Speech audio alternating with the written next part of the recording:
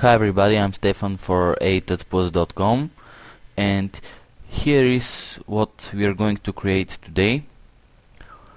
We are going to recreate the copy dialog box from Windows 7 completely inside After Effects using only the built-in tools. So let's start the tutorial. Let's delete these things and let's create a new comp which with this size I think it's okay, and let's drop in our reference screenshot and scale it up, for example, like so. And the first thing that we're going to create is the base, obviously. So let's create a new solid and let's call it base plus shadow, and hit Ctrl R to bring up the rulers, and let's make some guides that will help us to create the box and recreate the shape as close as possible.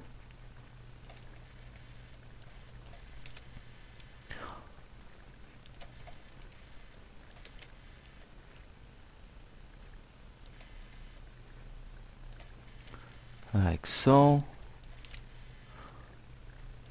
And we are done with this part. Maybe here. Okay, so let's turn off this and select the mask tool and select the rounded rectangle tool, and let's draw our shape here, and let's turn on our reference image to see if we are close enough. I think I can select these 2 points, hit Ctrl T and size them down a bit, and make another guides that will help us to do the same thing on the rest 3 corners of the shape, as you can see. Oops, I forgot to make guide here.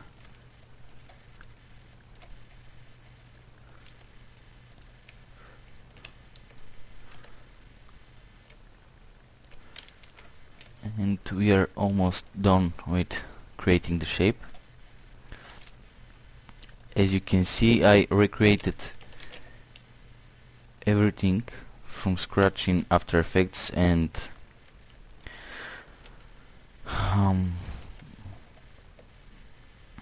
I tried to recreate it as close as possible. So after we are done with the shape, let's add some stroke effects. Make the stroke black, and I think 2 pixels are okay for our case. Then add a drop shadow effect and set the distance to 0 and the opacity to 70 and the softness to 5, for example, because as you can see we have a bit of a fall off here. So let's say 15, Ctrl D to duplicate the drop shadow and make it 35, and we have the same fall off of the shadow. You can increase the secondary shadow opacity, then duplicate the base layer and remove the stroke. This way we are going to thin the stroke, and that's exactly what we want. Delete all the shallow and stroke effects, and as you can see, we are ready with this part. The next thing that we're going to do is to create the inner window here, which again needs some guides, as you can see, and I think this here is okay. Let's take this and set it here, and let's take this one and set it here like so, and let's take this and set it here. So let's create a new layer and call it inner window or something like that, which has a bit of a rounded corners, but I think you can get away with straight corners. Anyway, I'm going to make them round. Oops, like so.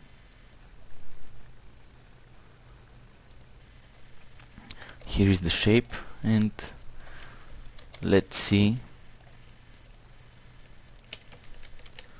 Select the 2 points, hit Ctrl T and make them round.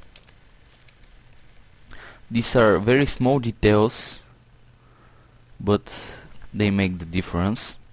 So make sure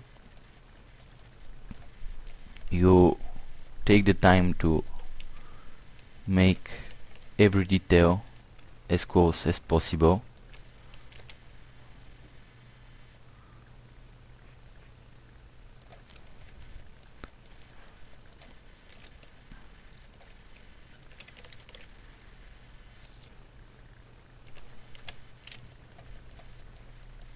And we are done with this shape, and this is the most time-consuming part of the tutorial, creating the basic shapes. Let's make it white. Hit Ctrl Shift Y to bring up the solid settings dialog box. Make it white. Come to layer, layer styles, inner shadow. Open the inner shadow and set the distance to 0 because we don't want any distance, and by default I think it looks okay. So we created our inner shadow, as you can see, and let's duplicate that, and inner window matte, let's call it like so, and delete the layer styles, we don't want them. And the next thing that we're going to do is the bottom part right here. So let's create a new solid, let's call it bottom bar, pick up the core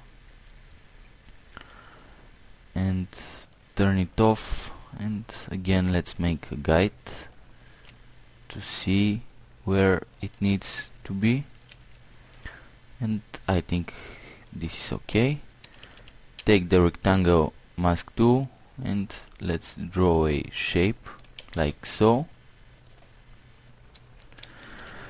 and let's duplicate the matte and use it as a, let's see, alpha matte. This way the bar will show up only in this part. So let's duplicate this bar and put the reference image on top of everything And let's see which is the next core we need, and it's a bit darker, so let's pick this core, hit S to review the scale, turn off the reference image, unlink the scale, and let's see, delete the mask,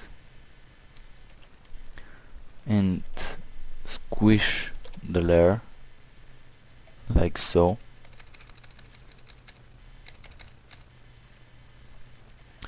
And move it here using the arrow keys. I think this is pretty close. And again, duplicate the matte layer and set it to alpha matte. And this is okay. Another very important thing that I forgot is to come to the base, come to effect, generate ramp, and apply a ramp effect to colorize it as needed. And let's pick the bottom core, which is this one, and let's pick the top core and maybe make it a bit darker, like 85%.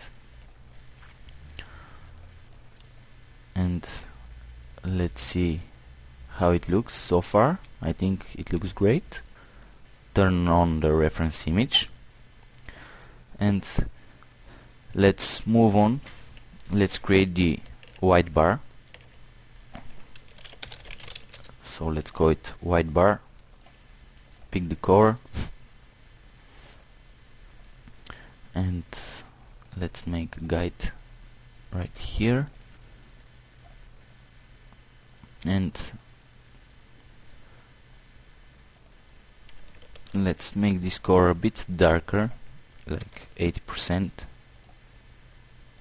just for the, or maybe 85, just for the sake of this tutorial, to see it better. And let's take a guide right here and draw our shape like so. Duplicate the matte layer and put everything below the reference image, and we are ready. And the final bar is our top bar, which is this one, and again apply a ramp effect. And let's see what we need to do. Turn off all the layers and let's draw our shape here.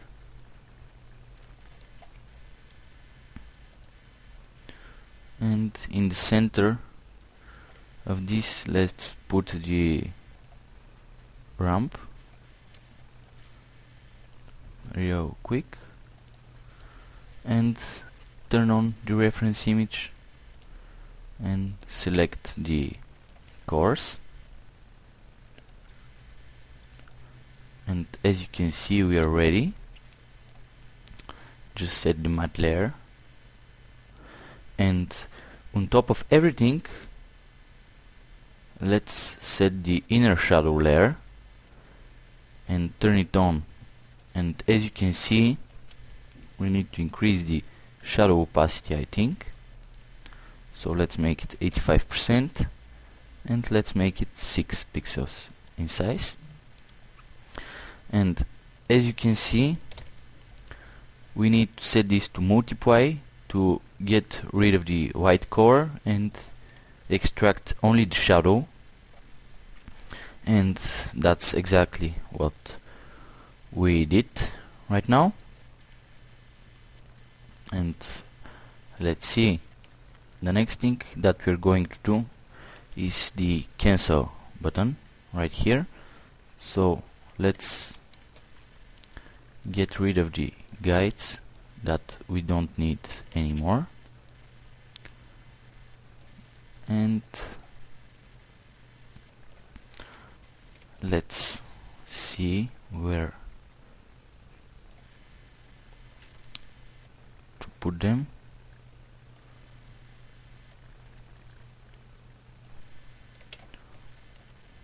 And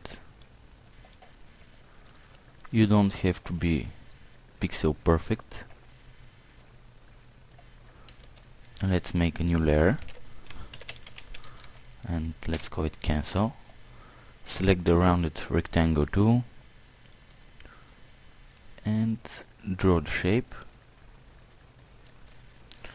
and again repeat the same boring step to make the rounded corners a little bit smaller. So you can use these guides that we don't need anymore to make that.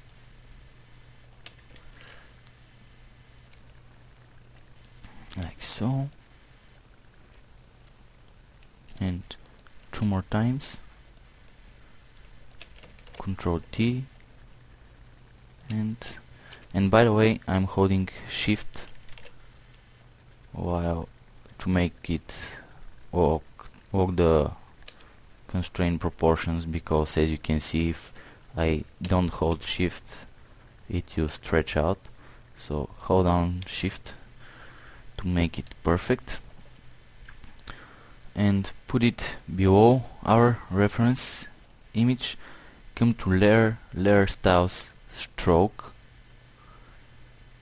and let's pick a stroke core like this one, and let's come to Effect, Generate Ramp. Take one of the guides and put it in the center, so we can position our ramp effect very easily. And let's take the bottom and the top core and make the top core a bit darker.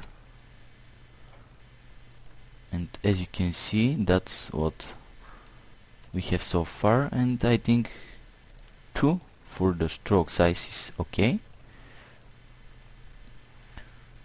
So we can create a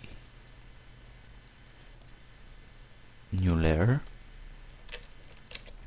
which will be cancel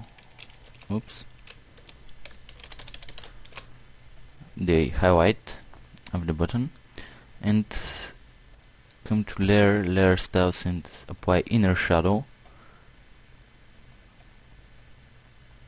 and again set the distance to 0 and set the size to 3 this time, or 4, and set the opacity to 85%.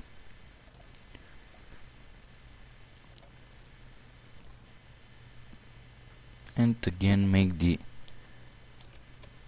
bottom part a bit brighter and the top part a bit darker, just for the sake of the tutorial, to look a bit better. And let's take the mask, put a guide right here and size it down and stretch it like so, and make it white core, of course.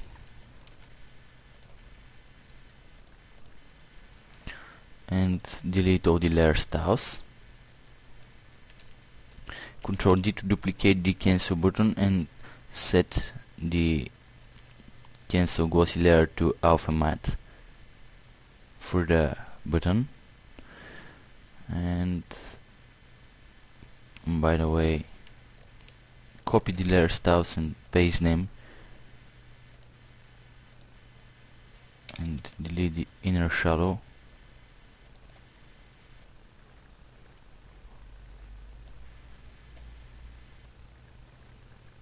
And that doesn't fix the problem, but it's okay. Set the blending mode to 25% and or 40, and it's a bit of tweaking, but that's how it looks, as you can see. And let's type our text here, make the core of the type black and say to 25, and put the type right here, like so.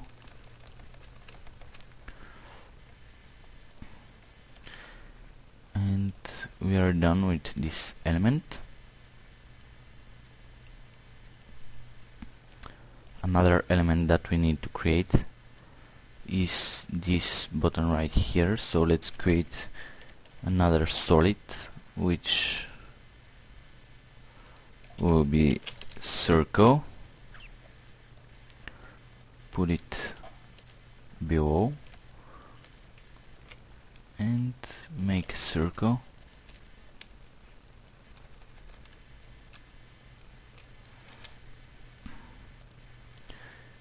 Come to effect, generate ramp, and put the ramp effect here and here, and select the cores, of course, this one and this one. Come to layer styles, stroke, select the stroke core and choose darker core. Set the pixel size to 2, and as you can see, we have almost the exact same button. And come to layer styles, inner shadow, and set the inner shadow blending mode to normal, set the core to white, set the distance to 0 and the size to 2, and this way it will create this almost invisible white line inside of the button. And the next thing that we're going to do is to draw our arrow shape. So take the pen tool and let's draw the shape. I'm not great in drawing shapes, but let's try.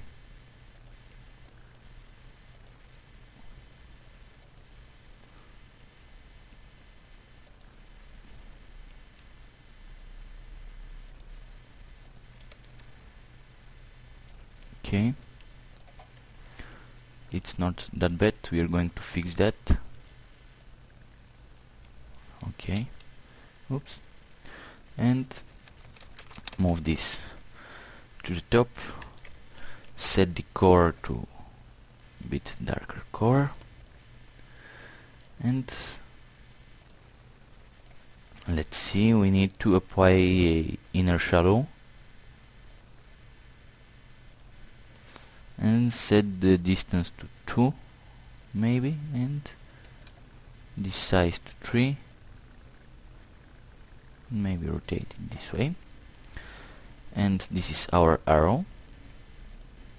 And another thing we need to do is to add the text, so Control T, and let's type more details and probably set this to 20. And yes, and by the way, that's the font used in the menus, as you can see here. Put this right here, and let's see what else we need to do. Let's make the loading bar. So again, we need guides to make the shape, as you can see. Oops. And obviously the final outcome of this tutorial won't be the same as in my like in the preview, but as you may expect, I spent more time creating the original loading bar, so that's the reason. It's tweaking the settings basically, and let's see, we have only 3 points here, and this is not good because we can't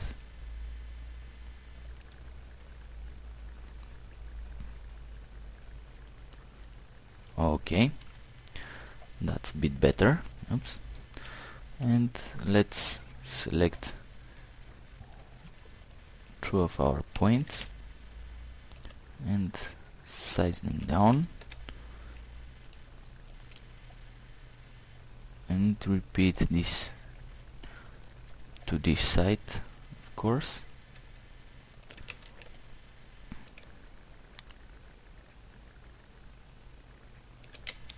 Right here,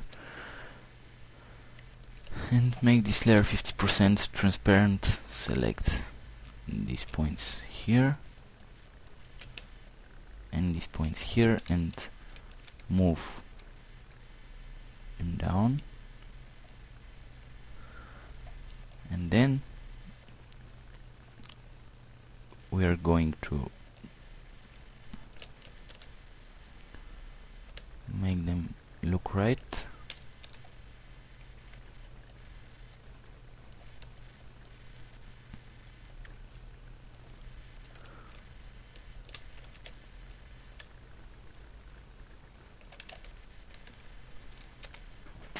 Great, we are done with creating the loading bar shape. So let's get rid of these guys and let's see the original. First we need to apply a stroke, so come to stroke effects and select the color of the stroke, set it to 2 pixels, come to effect generate ramp,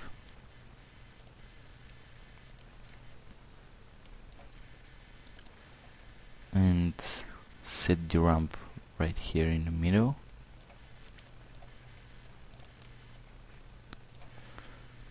So first point here, second point here, and of course choose our ramp colors.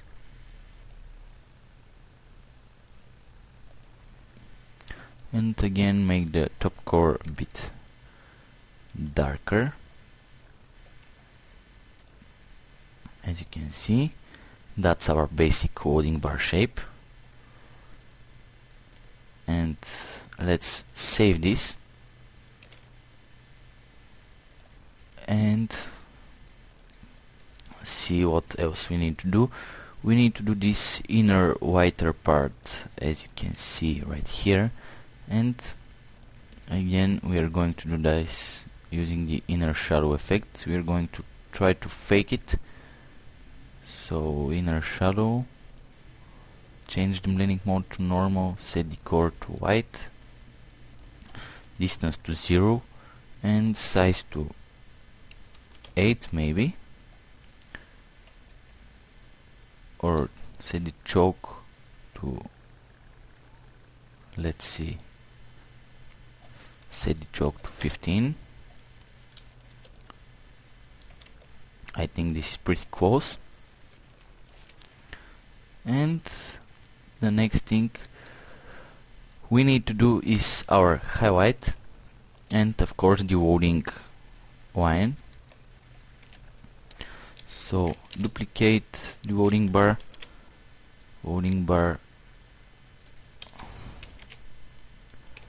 HL for highlight, set the guide layer here, delete the ramp effect and all the layer styles, of course. Make the core of the solid white, and let's see, delete this mask and draw another shape right here.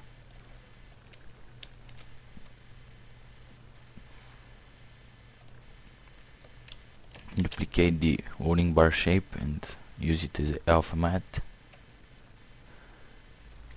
and set the opacity to 25% or so, or probably 40.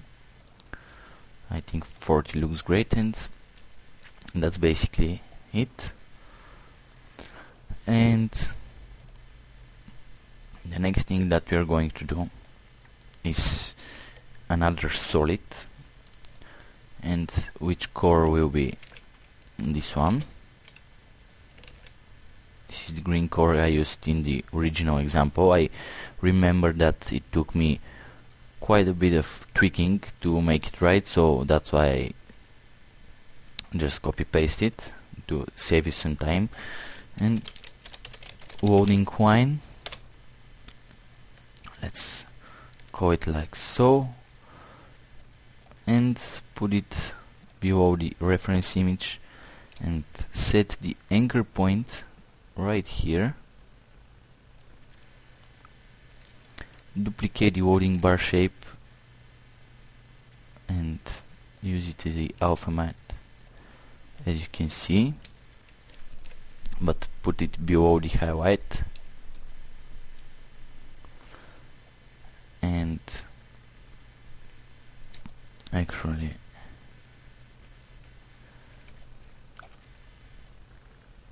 bring it in a few pixels so we can see the stroke. Set it to -2, which is totally fine, and set the scale to non-uniform scale, and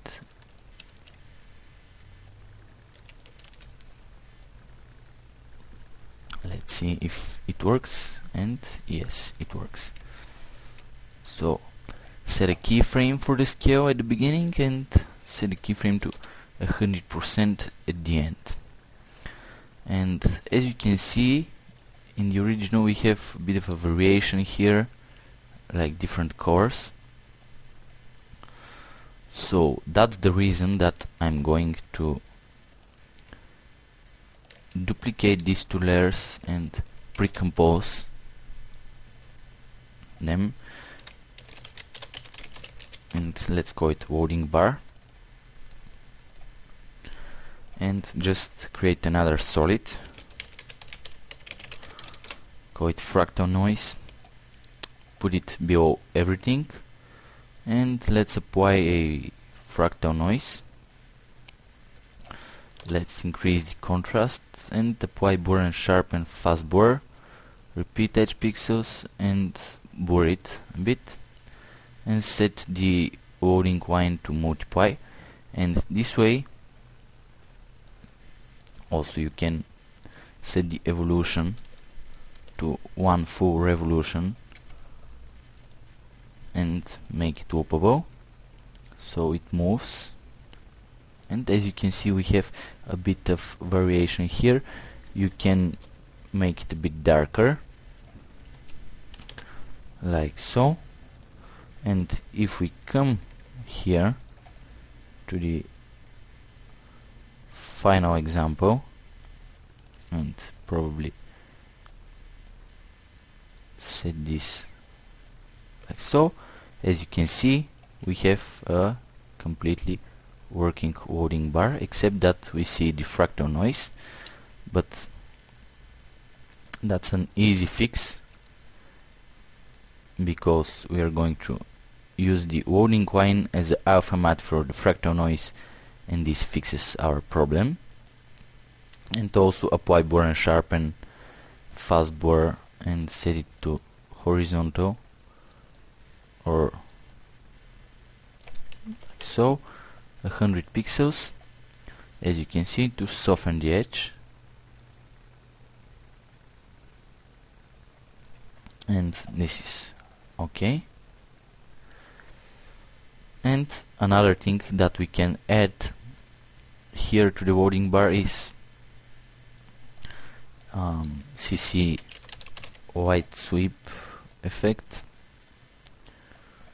and let's see if we rotate it like so or make the intensity 100, we can animate this